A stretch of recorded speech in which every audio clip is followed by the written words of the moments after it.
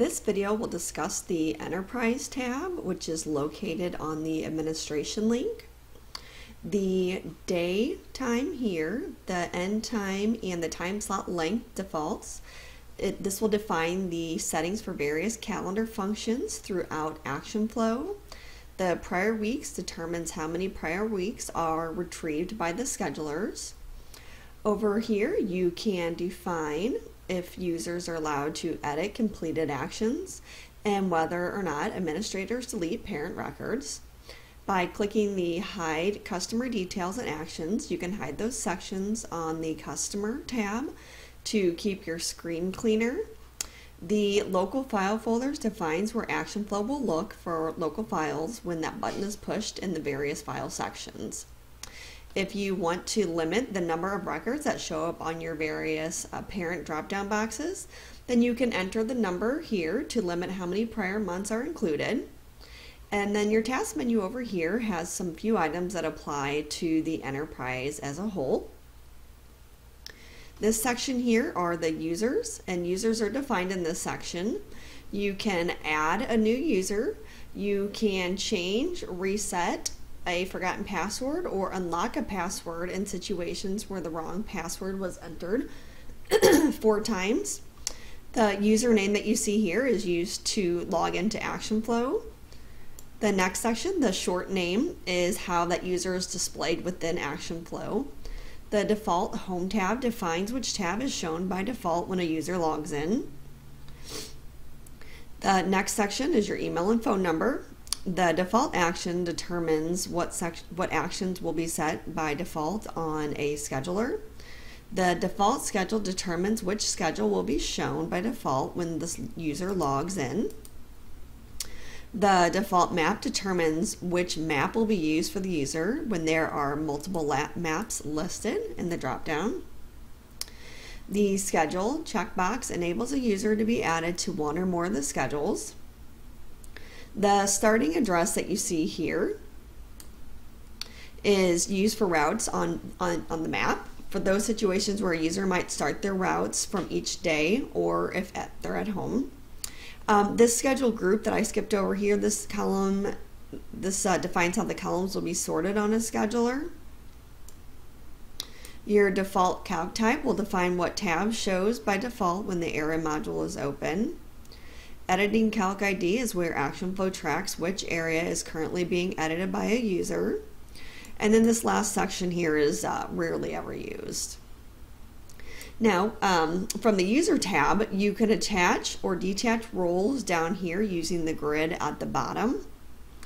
And roles in ActionFlow are used to define permissions and for assigning tasks as a part of the process automation. We're going to review those now. The customer, the job, and the dealer checkboxes determine whether this role can be assigned to those records. The default user defines the user that performs this role by default if no other users are assigned. The project checkbox is for the project manager, and this is used on various reports so that the checkbox, if this role performs, the project manager functions. Your next section is the restricted records, and this can be used to limit the records that this role can view. The view cost defines whether this role can view the cost for the line items in the area module. And then this last section, in some situations, you want users to be able to edit completed actions, like when payments might be needed to be corrected, or if you enter in an action in this column, then that action can be edited by the role even if it's completed. And notice down here that when you select a certain role, you can see down here which users are attached to that role. The next section over, and actually really quick, the restrictions grid allows you to set certain tabs for selected roles as either read-only or totally hidden. Your action groups that are shown here is a pool of users that can be used in the process automation. If you want to assign an action to a pool of users rather than just one individual, you can define an action group and then add the desired individual to that group. Any action that is assigned to an action group will show up on the Do Now list of all the users within this action group. As you can see here, there are users attached to these groups here. The next section is the map section, and maps are where you define key elements for your maps. You may have more than one map visible in cases where your templater and installers are divided up by a region. You can define the center and then the default addresses and the radius of the color wheel and whether it shows on the map by default by clicking this box here. The last section is the schedules, and you define your schedules on the Schedulers tab. As you can see here, under the orientation, the vertical orientation will have the users at the top and times along the left edge. There is a horizontal orientation, and that will have the opposite effect. The map column defines the default map for the schedule. The parent type here defines which schedule uses jobs or actions.